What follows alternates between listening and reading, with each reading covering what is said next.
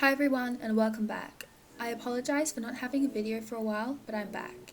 Today I wanted to focus on eyeshadow techniques and answering some common questions I get on Instagram and Twitter. My socials are on screen as always, so let's get started.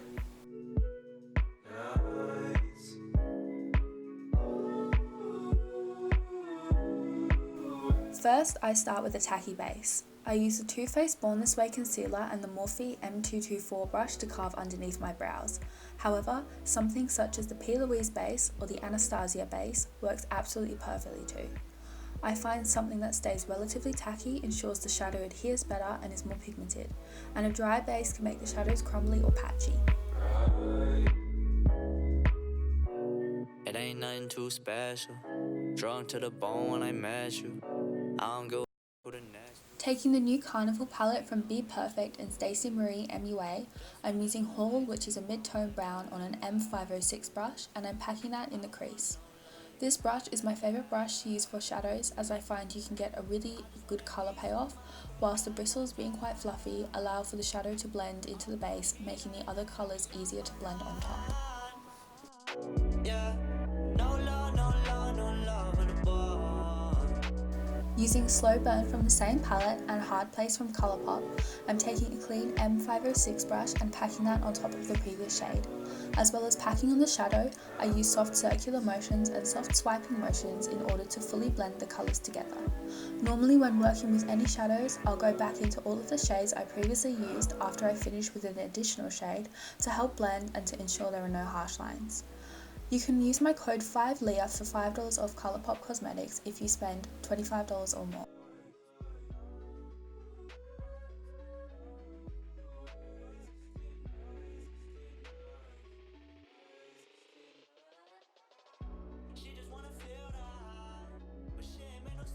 Then, using a combination of Sunkissed and Centerfold from Colourpop, I'm buffing them above the previous shades in order to create a gradient from darkest to lightest. I'm using another M506 brush to do this, and using soft circular motions again to buff the colour into the darker shade beneath, and the base we set down.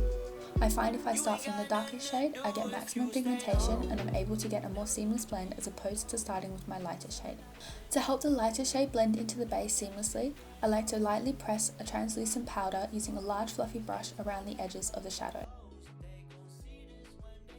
I use some micellar water to carve out a rough cut crease to stop my shadow mixing with my concealer, and I place some concealer on my lash line using the M224 brush, and then look up to create an imprint of where to cut my crease so that it's visible above my hooded lid. Make sure to really take your time with cutting your crease, and if you need to steady your hand, I find placing my elbow on the table ensures my hand is a lot steadier. I just called you up to let you know your man been messing around. Then, using a clean flat brush, I pat over the concealer to soak up any excess so that the shadows adhere more smoothly. Also, I either use my finger or a brush to blend out the outer part of my cut crease so that there are no harsh lines. But I got a plan to devise.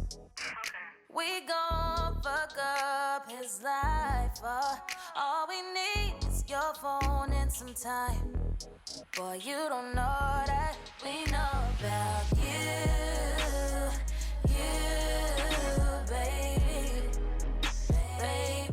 After packing on the previous shades in the same order as before, from the darkest to the lightest, I'm using Squeeze Me from the Colourpop Orangey Glad palette.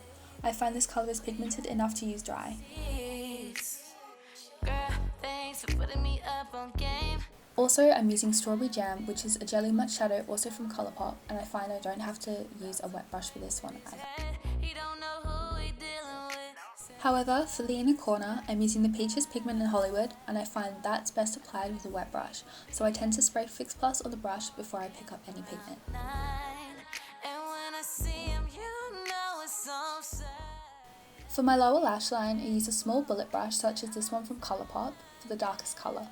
Then the Morphe E36 brush for my mid-tone shade, and then the Morphe M506 brush for the lighter shade. We gon' fuck up your life. All we need is a little time. As for applying lashes, such as these ones in the style Amour from Fluff and Pretty, I use my fingers to place the lash as close to my lash line as possible in the middle, then on the outer corner. For my inner corner, I then take my tweezers and hold it there for a moment. Sometimes the lashes won't stick to the inner corner, but I find if I trim my lashes to fit my eye and use a Kiss lash glue, as well as clamping the lashes together, it usually stays.